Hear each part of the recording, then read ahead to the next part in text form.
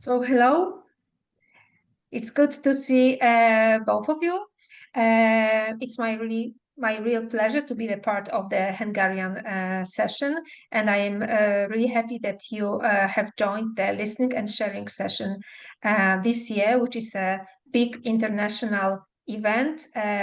We have 30 countries today having sessions on transition, which is a very challenging experience for persons with disabilities, but also for their families and professionals, I think everywhere in the world. So I'm really happy that you're going to share your knowledge, your experience, the challenges that you face in Hungary. So the floor is yours. Jó napot kívánok, doktornő! Sziasztok! Remélem tegeződhetünk. Üdvözlök mindenkit a Nemzetközi Gyermekfogyatékossági Akadémiák Szövetségének 24 órás eseményének magyar részében. Első előadónk Csányiné dr. Sági Judit, klinikai genetikus szakorvos. Dr. Sági Judit a Székesfehérvári Tóparti Gimnázium és Művészeti Szakgimnáziumban érettségizett, 2008 és 2015 között a Semmelweis Egyetem általános orvosi karának hallgatója volt. Egyetemi tanulmányai során a tudományos diákkörben végzett kiemelkedő munkája eredményeként 2014-ben kutatói ösztöndíjat nyert, amelynek keretében 2 fél évet a Heidelbergi Egyetemen töltött.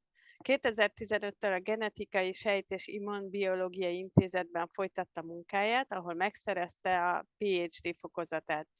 2021-ben a Genetikai Medicina és Ritka Betegségek Intézetében kezdte meg klinikai munkáját, majd 2025-ben klinikai genetika szakvizsgát tett. Jelenleg örökletes daganat-szindrómákkal foglalkozik, ezen kívül szakmai érdeklődése középpontjában a biobankolás, a mély fenotipizálás, valamint az ataxiával gondozott és tranzícióra kerülő betegek állnak. Elkötelezett a fiatal orvosgeneráció oktatása és az ismeretterjesztés iránt. Családjával, férjével és kisfiával vidéken él. Doktornő, öné a hely.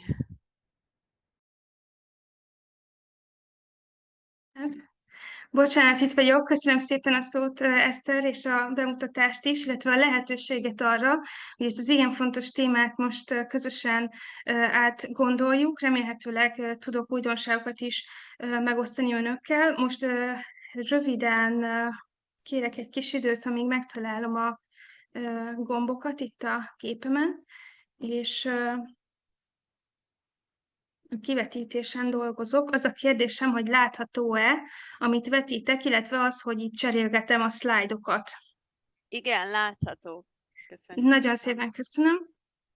Tehát a tranzícióról fogunk beszélni, ami egy nemzetközi szó annak a leírására, amikor egy gyermek a felnőtt ellátásba transformálódik, vagy lép, vagy átvált.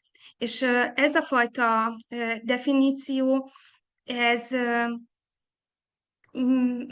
sokféleképpen élhet bennünk, és a jelenlegi törekvések arra irányulnak, hogy ez minél inkább egységes legyen, minél inkább ugyanazt jelentse mindenki számára. Igazából magyar szó, jó szó, még erre nem született, jobb, mint a tranzíció.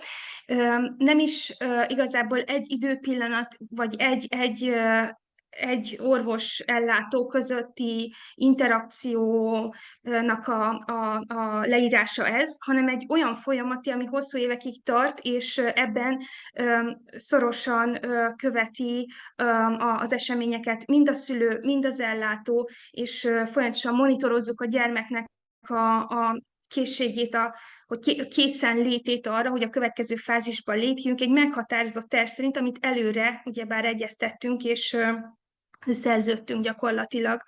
Nagyon fontos, hogy azért történjen ez úgy, hogy ez a gyermek teljes bevonásával történjen, nyilván életkori megfelelés szerint, hogy folyamatos legyen az ő ellátása, és nyilván mindenkinek a legspecifikusabb, hiszen ellátása történjen meg, hiszen legtöbbször krónikus és komplex ellátásról van szó, és betegségekről. A beteg önállóság az egy kulcsmomentum, de azt mindig figyelembe kell nyilvánvalóan venni, hogy az adott egyén mire képes intellektuálisan, illetve korosztályilag. Tehát mindig törekszünk minél nagyobb szabadságot és teret adni a páciensnek a saját működési terében. Nem csak egészségügyi kontextusban kell ebben az átmenetben gondolkozni, hiszen pont ebben a korosztályban több más reláció is előjön, erről mindjárt beszélni fogok. Tehát még egyszer, ez az átmenet gyakorlatilag a szülői felelősségből átalakul abba a felelősségbe, amely már a gyermek vagy a fiatal felnőtt sajátja, egy önirányított ellátás zajlik, saját döntéshozatalok mentén ugye a felnőtt gyógyászatban, és ez nagyon élesen elkülönül egymástól. Itt vannak a szülők, akik partnerek és nagy bástyái ennek az egész ellátásnak, és az átalakulásnak is természetesen, de nem szabad elfeledkeznünk, hogy miközben a páciensünk végig járja ezt az utat, közben nyit a kortársak felé, a társadalomba is elkezd egyre jobban beágyazódni, és ezt mind-mind ugye figyelembe kell vegyük. Az, hogy ez a folyamat szükséges, és mi ezt jól akarjuk csinálni, ez mindenki számára egyértelmű, de azt is látjuk, hogy nagyon sok kihívás az, amivel szembe kell nézzünk, és vannak olyan jó gyakorlatok, amelyek csak egy-egy intézmény, vagy egy-egy módszerben, vagy egy helyzetben tud megvalósulni, viszont ezek azok, amiket jelenleg a szakma keresi, és igyekszünk ezekben megtalálni azokat a közös jó gyakorlatokat, amikből aztán kiindulva protokollok, irányelvek tudnak kifejlődni, és olyan általános javaslatokat tudunk megfogalmazni, amit aztán az adott intézmény, adott osztály, adott orvos, az adott betegre nézve vissza tud implementálni, bele tud foglalni a mindennapi gyakorlatba. Ez azért hosszú út, tehát ez még azért messze van tőlünk, hogy ez egy megoldott dolog legyen, hogy akkor ezt hogy is lehet jól csinálni. Mindenki törekszik és törekedett is. Egyre inkább zajlik a kommunikáció, és szerintem ez a kulcsmomentum, mint ahogy ez a mai nap is arról szól, hogy mi erről beszéljünk. Ha tudatosítani akarjuk a kihívásokat, és ezeket próbáljuk szemünk elé vetni, akkor be kell vallani, hogy nagyon-nagyon más a két ellátás, és az, hogy abban hogy kell mozognia ugye a betegnek otthonosan gyakorlatilag. Az, hogy ezen a beteg populáción, akikre gondolunk, főleg ritka betegségre gondolok, azért a függetlenedés sokszor korlátozott, akár a mozgás, akár az értelem, akár a viselkedés területén kihívások vannak, de hogy az a cél, hogy mindenki hozzájusson, és működni tudjon a rendszerben, és az ellátáshoz hozzájusson, így értettem.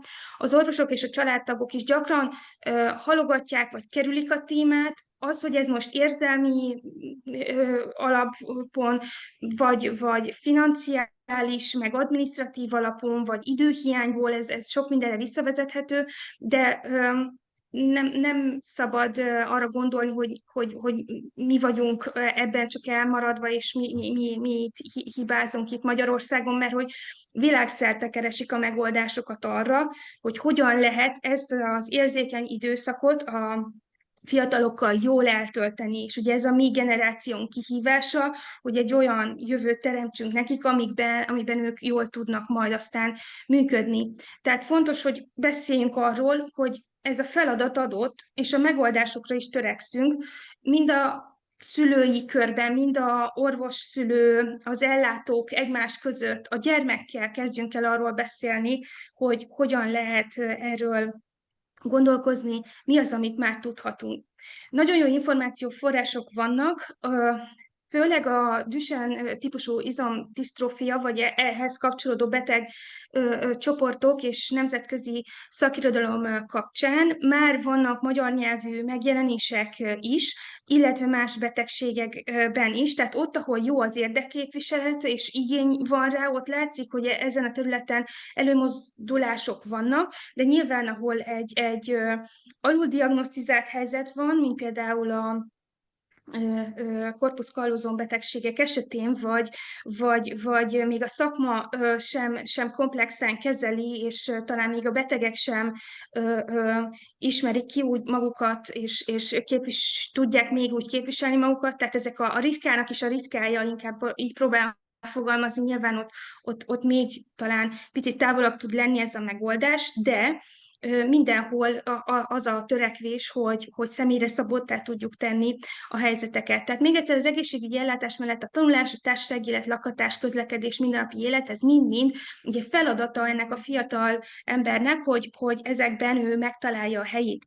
És a tranzíciós koordinátor egy olyan kulcs szereplő tud ebben lenni, és egy jó tapasztalat a nemzetközi szakirodalomban is, hogy bizony-bizony ezek azok az emberek, akik ezeket a széles feladatköröket, meg feladat kihívásokat ugye a fiatal számára le tudják bontani a mindennapi célokká, és így tudnak haladni pontról pontra.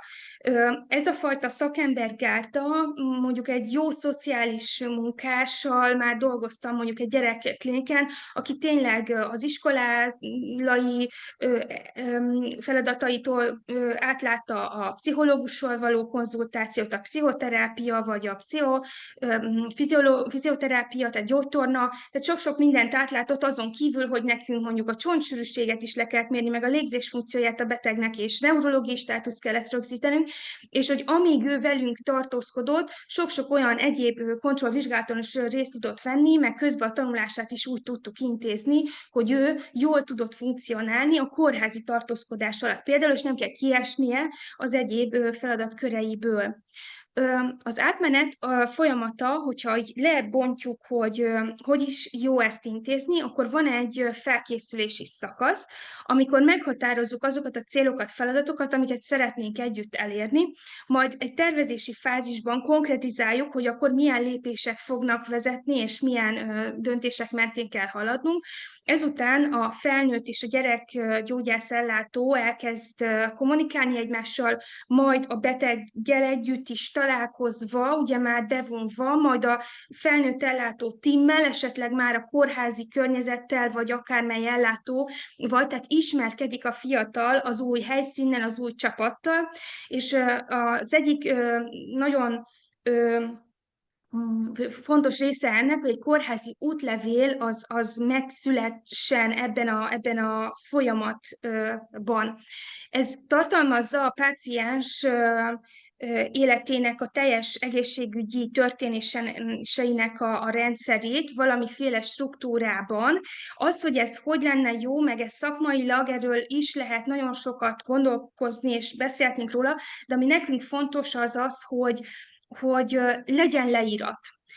És legyen olyan ez a leírat, hogy esetleg, ha lehet, akkor tartalmazzon egy olyan kompakt első szakaszt is, ami mondjuk egy sürgősségi ellátónak, hogyha bemutatja hát nyilván a páciens vagy a támogató gondozó, akkor nagyon gyorsan át tudja látni a felnőtt ellátó is, hogy mely gyógyszereket kell elkerülni, milyen kihívásai vannak főképp a betegnek, vagy hogy mondjam, ami tényleg egy olyan orvosnak, aki először találkozik a pácienssel is informatív lehessen. Akkor megtörténik a tényleges átadás, és akkor az utolsó fázis, amikor visszajelez a felnőtt doktor a gyerek doktornak, hogy megtörtént, sinem vagyunk, zajlik a beteg gondozása. Még egyszer még egy példát, vagy két példát listázok, ezek angol nyelvűek, elnézést kérek, de hogy a lényeg az, hogy nagyjából ilyen gyorsan átlátható, és ilyen kérdések mentén, pipa X, ilyesmiket is érdemes lenne valahogy, ilyen kompakt rendszereket is, nem csak ugye, amit megszoktunk, hogy ambuláns lap, és akkor sok-sok oldal folyó szöveg, hogy például a betegnek volt olyan gyógyszer, ami nem használt, volt-e, ami mellett mellékhatás volt, súlyos mellékhatás volt, volt-e olyan, ami különös kihívás, nyelési problémája van a betegnek, vagy olyan beszédzavara, amiről tudhatunk, de mondjuk mentálisan a beteg teljesen jól kommunikál, mert gyakran ugye az, aki mondjuk nem tudja kifejezni magát, lehet, hogy azt gondoljuk, hogy mentálisan is érintett, vagy úgy nem tudom, úgy ez elő tud fordulni, és nem akarok általánosítani, tehát hogy minél inkább, minél hamarabb rá tudjon az új ellátó ráhangolódni a páciensre. Itt látjuk azokat a szakaszokat, amik ilyen fő szakaszoknak lehetne tekinteni, és látjuk, hogy már akár 10-11 éves korban el tud kezdődni az a fajta kommunikáció a gyermekkel, ami bevezeti őt ebbe az egész gondolatmenetbe, hogy majd egyszer eljön az az idő, amikor felnőtt lesz, és egy másik helyszínen, esetleg más emberekkel folytatja azt a fajta ellátási feladatsort, amit már esetleg addigra megszokott.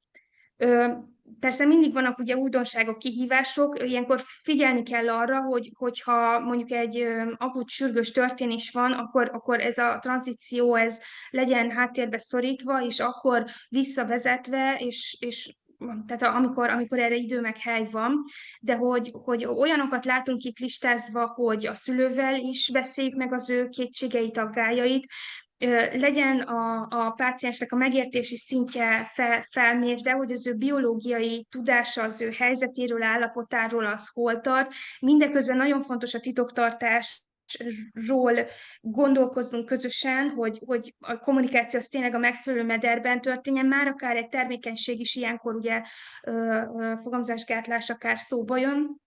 A 14-16 éves kor a következő szakasz, amikor már a felnőtt ellátó felé is kikacsintunk, meg már nézelődünk, meg már konkretizálunk, meg már terveket szövünk.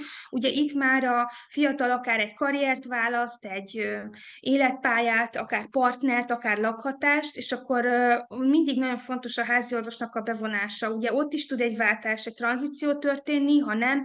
Nagyon fontos, hogy ő is egy kulcsfigura tudjon lenni és maradni a helyzetekben, amik ugye ebben a folyamatban zajlanak. 17-18 évesen pedig már a konkrét írásbeli átadás, betegútlevél, genetikai tanácsadás, ha van ilyen diagnózisunk, és ténylegesen legyen meg a lezárás is, amikor a koordinátor is aki az egészben ugye részt vett, végig tudja vezetni, majd véglegesíteni ezt a helyzetet. Valahogy úgy képzeljük el, hogy egy ilyen koordinátor, ő valahogy egészségügyi oldalra van beágyazva, de hogy ezt az egész folyamatot ő viszi, motiválja, visszajelez, megkérdez, beleszól, instruál, tehát hogy ő mozgatja és viszi ezeket a szálakat.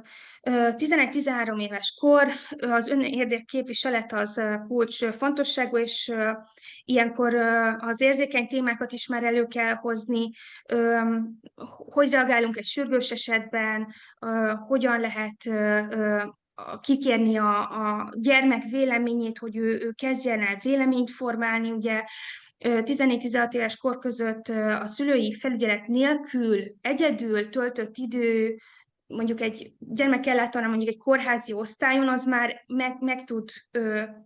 elő tud jönni, és meg tud történni. Nyilván ilyenkor a szülő még mindig folyamatosan a része az egész ellátásnak értesítve van, tehát nyilván ő a döntéshozó, meg vagy hogy mondjam, a jogi felelős, vagy hogy is mondjam, a páciensért, de hogy egyre inkább a függetlenség, az önálló ügyvitelnek a propagálása történik, elősegítjük, hogy ő önállósodjon az egészségügyi környezetben gyakorlatilag. Én azt gondolom, hogy a háziorvost azt igyekeztem mindenhol megjelentetni, hogy ő is a magyar ellátásnak egy nagyon komoly mérföld, vagy súlyképező része, hogyha tényleg jól használjuk az ő segítségüket. A tranzíció koordinátorról beszéltünk, és a tranzíciós dokumentumról, és hát ne feledjük el, hogy létezik az, hogy míg korábban egy gyermekgondozó orvos volt, és mondjuk egy olyan centrumkórházban, egy olyan épületkomplexumban volt az ellátás, ahol könnyen és gyorsan lehetett konziliumokat kérni esetleges ilyen szervrendszeri érintettségekben, nem tudom, mondjuk egy neurológus gondozó könnyen tudott egy endokrinológustól segítséget kérni, vagy tényleg bemutatni a beteget, és ott helyben a vizsgálatok megtörténhettek, addig ugye a felnőtt ellátásban ez azért ritkább, hogy egy helyszínen, egy időben sok mindent is meg tudjunk oldani, erre vannak törekvések, de a jellemző az, hogy a beteg kap egy listát, és akkor ugye különféle beutalók mentén, különféle helyszíneken, különféle orvosokat meglátogat, ami azért elég frusztráló, meg nehezített lehet egy krónikus állapotban. A fő kihívás nekünk szakmailag az időhiány, az, hogy nincsenek dedikált kollégáink, azt gondolom, ha bár mi a Semmelweis Egyetem Ritka Betegségek Intézetében különleges helyen vagyunk ezzel kapcsolatban, a gyerekgyógyászati klinikával nagyon jó a kapcsolatunk, és itt már kialakultak azok a kommunikációs csatornák és megbeszélések, amikor a gyermekgyógyász minket megkeres, akkor a munkacsoportban megkeressük a megfelelő orvost, aki időben is rá tud szánni, meg szakmailag is a profilja olyan, ugye, és akkor megtörténik a találkozás először a gyermekklinikán, és akkor utána meginvitáljuk ugye a mi részlegünkre a pácienst, akkor velünk is találkozik, és akkor fokozatosan átvesszük ugye mi az ellátását. Ugye most nagyon nehéz, hogyha 18 éves korát betöltötte az egyén, hogy akkor itt a vége, és akkor a gyerekgyógyász innentől már egy receptet se írhat fel, azért mindig oda kell figyelni arra, hogy tehát a betegre reagáljunk meg az ő helyzetére, nem mindig lehet ilyen elvágólagosan, de hát igen, törekedni kell, mert azért itt vannak ugye más szempontok is, amit nekünk meg kell felelni. Az átállási koordinátor, vagy tranzíciós koordinátor az nagy vágyunk, hogy lehessen, és a csapatunk tagja lehessen.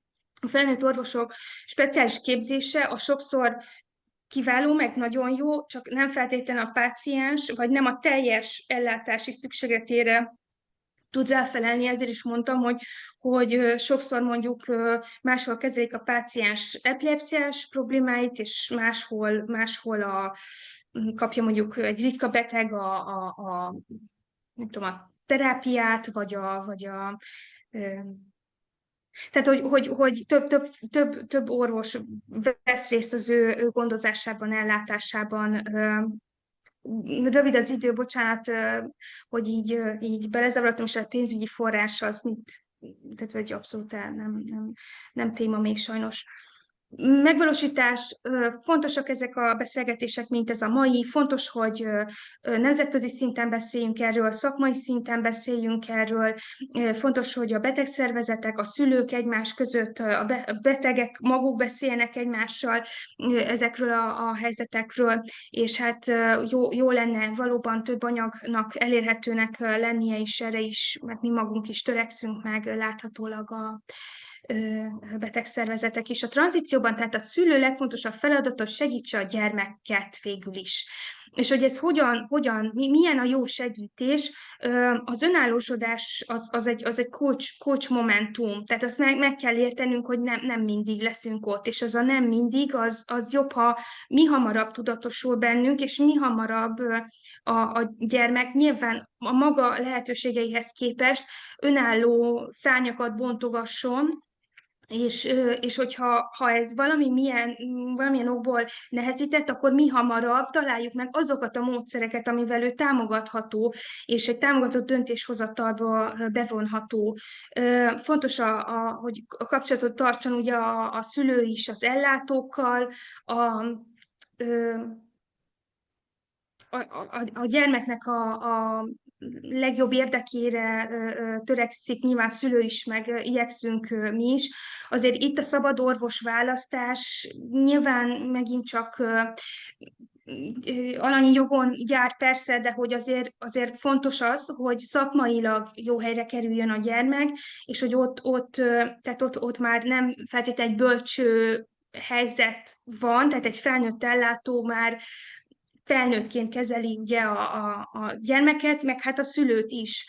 Tehát ott már egy kicsit partneri, nem is kicsit, inkább partneri a viszony, aktív gondolkodás kell a beteg részéről, akár hogy ő megszervezze, hogy mely időpontra, mikor megy, ahhoz neki milyen eszközzel kell odautaznia. Tehát, hogy ez biztos, hogy egyébként is történik, csak ugye a szülő hatalmas nagy szeletet visz ebből, ami lehet, hogy nem is tudatos, amikor viszont a fiatal felnőttnek kell ezeket mind-mind átgondolnia, hogy én hogy jutok egyáltalán oda, hogy bocsánat, akkor ezt sem mondom tovább példákban, hanem én tényleg azt gondolom, hogy folyamatban kell gondolkoznunk, kerülendő, hogy akut esetekben, állapot súlyosbodásban történjenek ezek az átvezetések. Fontos, hogy folyamatosan monitorozzuk a beteget, hogy ő ebben a helyzetben hol látja magát, legyen tervünk, legyen dokumentumunk erről, legyenek közös találkozások, első nagy találkozások, legyen egy koordinátorunk, aki ebben segít. És nagyon jó példa az Edinburgh Kórház Cambridge-ben, ahol külön egy facility, egy hospital, tehát van egy külön egység, egy intézmény arra, ahol 11-21 éves fiatalok eltöltik azokat az időket, amíg őket kórházi kezelésekbe bevonják, tehát hogy kellenek valószínűleg ilyen dedikált, ilyen tranzíciós intézmények akár, ez még a jövő zenéje, de azt gondolom, hogy minden gyermeknek joga van ahhoz, hogy befogadó világban éljen, és ez szerint igyekszünk mi is a mindennapokat vinni itt az intézetben. Nagyon szépen köszönöm a figyelmet, és ha még van idő kérdésekre, akkor szívesen válaszolok. Van-e valakinek kérdése? Van időnk, igen. Nagy a csend. Úgyhogy akkor azt gondolom, hogy köszönöm szépen, doktornő. Egyébként a gyógypedagógus is érintette ezeket a dolgokat, a szülőnek a szerepét például, úgyhogy teljesen jó így, és nagyon érdekes ez a téma. Én, mint felnőtt, nem is gondoltam, bár nekem van 2 felnőtt gyerekem, tehát egészséges gyerekekkel átéltem, de ez így, én ugye külföldi konferenciákon nagyon sokat hallottam róla, hát ez egy tök egyszerű dolog, gyerekből felnőtt, ez kész. Hát nem, úgyhogy nagyon szépen köszönjük az előadást, nagyon hasznos volt én szerintem a többieknek is. Köszönöm, én is még idevetitek egy közös munkát, és hát újabbak születnek, meg fognak, meg talán születtek is. Tehát vannak már olyan témák, amik leíratba kerülnek, és a kelet-európai régió is abszolút ott van az élvonalban, aminek hát büszkék lehetünk magunkra, tehát hogy tényleg mindenhol a világon kihívás, és nagyon hálás vagyok, hogy közösen erről gondolkozhatunk, megbeszélhetünk, és hát a jövőben is nagyon szívesen bármikor, ha az intézet felé tesznek kérdést, akkor igyekszünk válaszolni, valaki olyan egyéni elakadással találkozik, ami miatt esetleg az ellátása az problémássá válik. Én nagyon szép délután kívánok mindenkinek, bocsánat, el kell mennem, még a betegellátásban vagyok kicsit bevonva itt, és Eszternek köszönöm külön a szervezést, mert azt gondolom, hogy oroszlán része volt ebben és a háttérmunkában, és köszönöm az ő segítségét, meg támogatását. Viszontlátásra. A kapcsolatban. Viszontlátásra, doktornak, köszönjük szépen.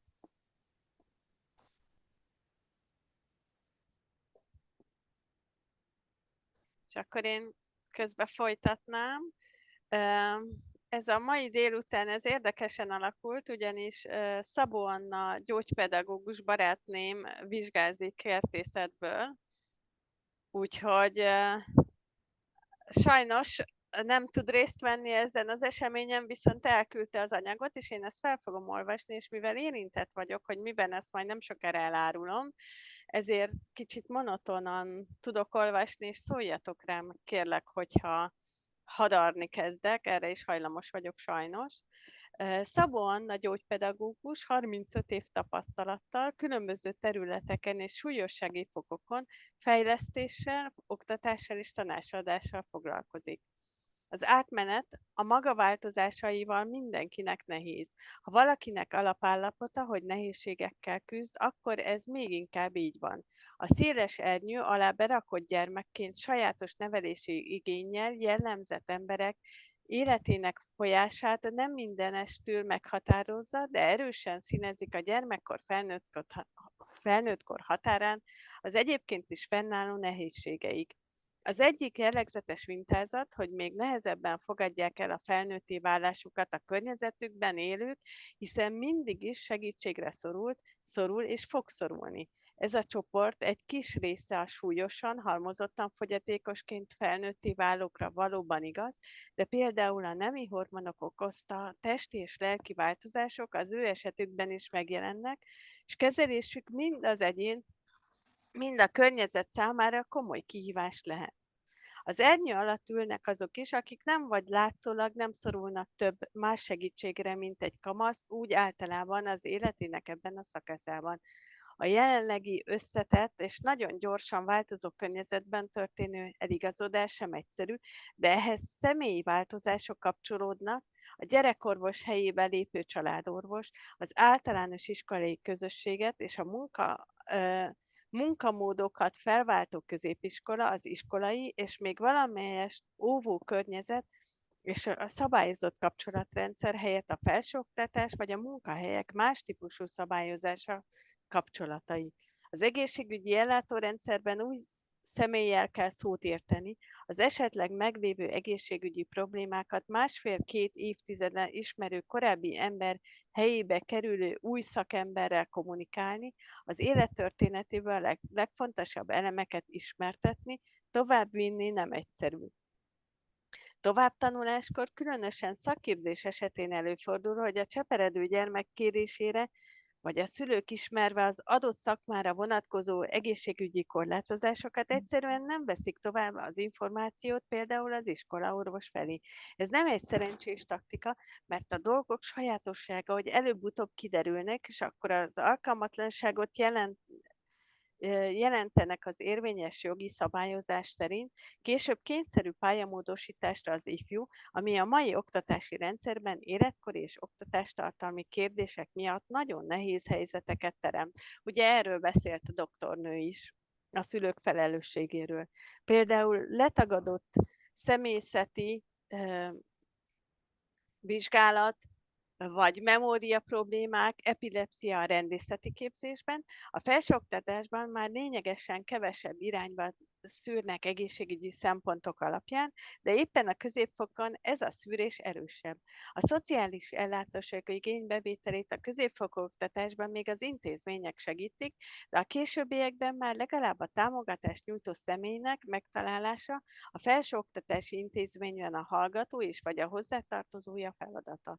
Amennyiben a szülő identitásának hangsúlyos központi eleme, hogy ő segíti a gyermekét, és ebben nem tud az életkori személyiségbeli változásokkal lépést tartani, akkor előfordul, hogy a lassanként felnőtt gyermeke helyett éli az életét, nehezen felmérve, hogy mi az, amiben valóban segítségre szorul, és mi az, ami egyedül meg tud oldani. Ezt is említette ugye a doktornő. Elkísérni az orvoshoz, ha bármilyen okokból szorongás, mozgás vagy látássérülés nem tud önállóan közlekedni, fontos lehet, de ugyanennyire fontos, hogy az orvosnál már ne gyermeke saját maga, nem mint gyermek, hanem a gyermeke saját maga intézhesse az ügyeit.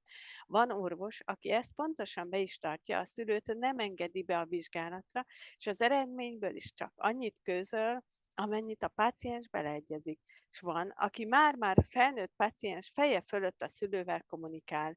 Ugyanez érvényes lehet más ügyintézési helyzetekben is. Összességében tehát a szülőtől folyamatos önmérsékletre, mindig az adott helyzetre illő segítségnyújtási szintre, a szakemberektől pedig annak a ténynek az elfogadására van szükség, hogy az érintett küzdjön bármilyen problémával felnőtt.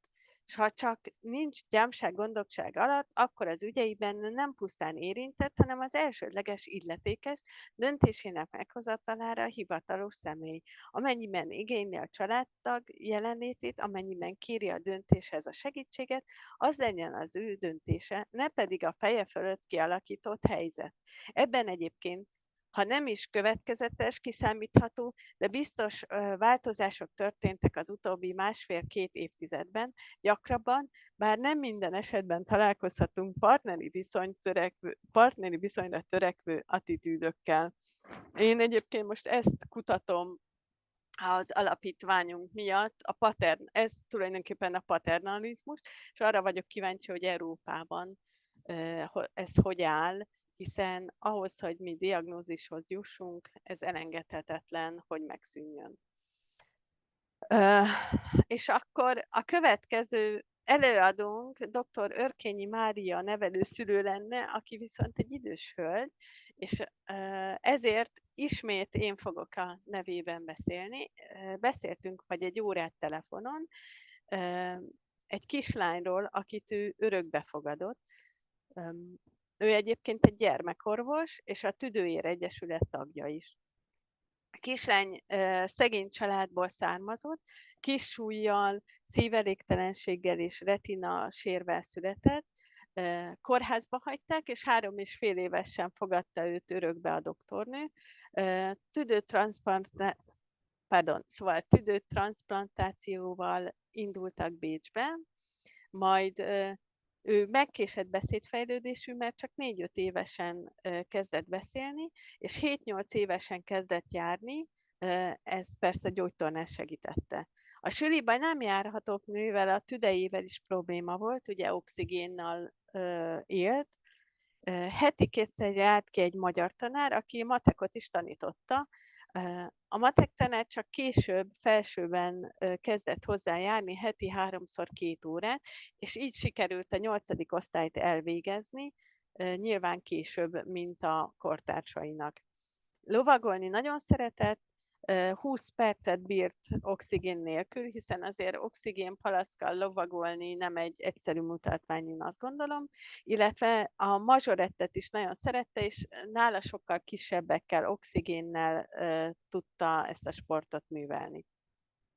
Egy 2 éves adatrögzítő képzésbe vágott bele, azonban ott nem engedték az oxigéngenerátort, vagy a gázoxigént, ugye, mert veszélyesnek találták, valamint a gyerekek bántalmazták, és akkor ez egy pécsi család, és ott van, biztos hallottatok róla, a Gandhi gimnáziumról, ami híres, ugye az eseni, az elesettek, a HHH, tehát a halmozottan hátrányos gyerekek tanításával. Ott viszont még több bántalmazás érte, ilyeneket csináltak a gyerekek, hogy elvágták például az oxigénzsinort, valamint tanári bántalmazás is érte, mivel ő németet tanult otthon az általános iskolai időszakában, és itt a suliban csak angol van, valamint diszkalkuliája van, meg hát ugye az a sok már említett kimaradt matek év nagyon nagy hátrányba hozta őt. Orvosilag a kardiológiára nem járnak, mert Budapest egyszerűen ledobta a dokumentumokat Pécsre, és ennyi volt. Pulmonológiára és pszichiátriára viszont igen, mert hogy 3,5 évesen mentálisan retardált státuszt aggattak rá, és egyszerűen nem bírják leszedni ezt a státuszt. Pedig németül, képzeljétek el, anyanyelvi szinten beszél, tehát biztos, hogy nem mentálisan retardált ez a lányka. Egyébként most már 22 éves. Ugye ez nagyban megnehezíti a boldogulást, hogy mentális retardált státuszt kapott. Az orvosváltás számukra könnyebben ment, mivel ugye a doktornő kollégáival kellett csak beszélni. A pulmonológia felbomlott, nehezebb kicsit a helyzet, mint a gyermekrendelés volt. A kardiológia viszont nem adta át a felnőtt rendelésre az iratokat. Úgyhogy ennyit tudok mondani róla, itt inkább oktatásban van óriási probléma az átmenettel ennél a kislánynál, és akkor saját magamról hadd beszéljek egy kicsit, mert hogy nálam is van átmenet, csak egy kicsit más szemszögből. A családban én vagyok ugyanis a ritka beteg, corpus callosum teljes hiányom van, ami a két agyféltekét összekötő idegi hálózat teljes hiányát jelenti. És hát én ezt 44 évesen tudtam meg, hogy nekem ez ugye van. Tehát nekem az átmenet nem a gyerekkorból felnőttkorba történt meg, hanem tulajdonképpen átmenet egy hamis, normális állapotból egy, hát nem is tudom, egy rendellenességgel teli állapotba, ami egyébként nekem nagyon-nagyon sokat segített, hogy én ezt megtudtam. És gondoltam is rá, hogy de jó, most akkor van egy diagnózisom, és megyek vissza a felsőoktatásba, mert hogy onnan kirúgtak engem annak idején, és ehhez képest kaptam, ugye, tehát én eseni már nem lehetek, szereztem egy pszichoszociális fogyatékosság nevű papírt, amivel elmentem a főiskolára. A főiskolán azonban egy hetet kicsúsztam a beadandóval, pedig nem, tehát már felnőtt gyerekeim vannak, munkám, ugyan volt állásom, csak munka nem volt benne, tehát minden nap 6-8 órát ezzel foglalkoztam az agyam elfáradásáig, és ennek ellenére kicsúsztam a határidőből, és közölte velem a tanár úr novemberben, hogy akkor vizsga. A másik pedig volt egy másik tanár úr, aki nem tartott egyetlen egy órát sem, és szintén novemberben derült ki, hogy 200-800 oldalas könyveket kellene nekem elolvasni, ami ugye a corpus callosum rendellenesség miatt elég nehézkes, ugyanis baromi lassan olvasok. És akkor én persze panaszt nyújtottam be, hogy hát azért van papírom is, meg minden, és akkor a tanszék vezető asszony azt írta, hogy a diszes, ADHD-s, autista hallgatókat valahogy átrugdossuk a diplomáig, de magának sokkal súlyosabb problémája van. Hát ezt nem is értettem, ugyanis nekem nincs súlyosabb problémám, diszes, ADHD-s, autista tüneteim vannak, de se baj. Így aztán sajnos a főiskola nem sikerült, nem adom föl, hogy legyen nekem diplomám, de a magyar oktatással úgy látszik nem kompatibilis az agyam, ugyanis 25 évvel ezelőtt a rektorival bocsátottak el az egyetemről, utána viszont Ausztráliába éltem 18 évig, ahol 92%-os jogvizsgát tudtam írni ugyanezzel az aggyal, úgyhogy azt gondolom, hogy nem velem van a baj, hanem valahol a magyar oktatással. Az egészségügy tekintetében nálam a fordulat tulajdonképpen akkor következett be, amikor ugye megtudtam ezt az egészet, akkor tudtam mondani az orvosoknak, hogy miért járkálok én jegyzettel, és miért olvasom föl, mert ugye mindent most is fejből mondom a dolgokat, a felét el fogom felejteni. Másrészt, ha fizikális vizsgálat van, nem mindig reagálok rögtön, hogy emeljem föl a karomat, vagy valami, akkor kicsi idő kell nekem erre.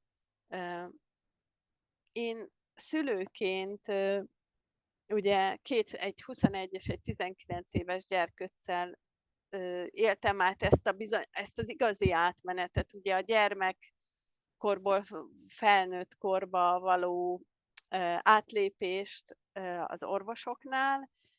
Magyarországon nagyon összevisszaság van, mert hogy van olyan szakrendelés, ahol 18 évesen kirúgják a fiatal felnőttet, ilyen például a bőrgyógyászat, és például a fogorvosnál ott az érettségi a határ. Amíg ő középiskolába jár, addig maradhat. Azt hiszem a házi orvosnál is így van, bármi egy félreértés és a terített 11. kerületi gyermekházi orvosok miatt már nagyon régóta felnőtt házi orvosokhoz járunk. Az oktatásban a fiam beszédészlelés és értészavarral, BTMN-es, de úgy néz ki, 14 évesen megtáltosodott, minden rendben van vele. A lányom viszont végigmaszkolta az életét. Azt tudjátok, a maszkolás az, amikor elfedi a valódi problémákat, magas IQ-jú a leányzó, és 18 évesen egy tanár hívta föl a figyelmét arra, hogy nem tudja befejezni időben a dolgozatokat. Nos, olvasási nehézséget kapott, BTM-en státuszt 18 évesen, és erős szorongást is megállapítottak. Én akkoriban mondtam neki, hogy menjen esenire, hiszen én akkor már átéltem ezt a bizonyos dolgot, hogy eseni nélkül nem sokra megyek a felsőoktatásban. Ő akkor nagyon-nagyon tiltakozott, most viszont magyar kifejezéssel élve szív, mint a torkos borz, mert hogy most így nem lehet eseni, ezért ADHD és autizmus kivizsgálás kezdődött nála. ADHD-t a pszichológus megállapította, de az egyetemnek ez nem elég, ezért egy hivatalos magánhelyre kell mennünk, ahol 300 000 forintért várólista van, azt mondták, hogy nem január 2026-ban valamikor sorra kerül. A külföldiek miatt mondanám, hogy ez 776 euró ez tulajdonképpen. Az állami rendszerben 3 év a várakozás egy ilyen vizsgálatra, addigra lediplomázik a gyerek, és nem fog kapni ugye kedvezményeket, ugyanúgy időhosszabbítás kell az zárt helyig, és a vizsgák esetén is neki. Ez egyébként már a második egyeteme, az első egyetemet egy hónap után abba hagyta, mert annyira le volt maradva. Úgyhogy igazából én ezt akartam elmondani nektek. Van-e valami kérdés?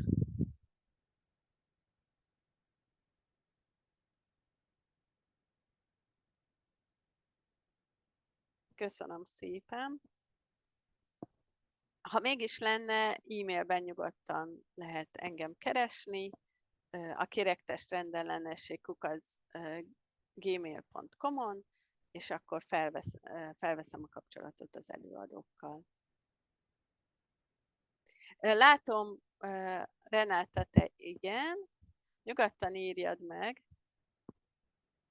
Nyugodtan írjad meg a kérdésedet. Nekem az is jó. Van még időnk. Rendben, akkor ha most nem tudod, akkor majd lelevelezzük, és akkor akárkivel, tehát a doktornővel is fel tudom venni a kapcsolatot, a gyógypedagógussal is, illetve a nevelőszülővel is.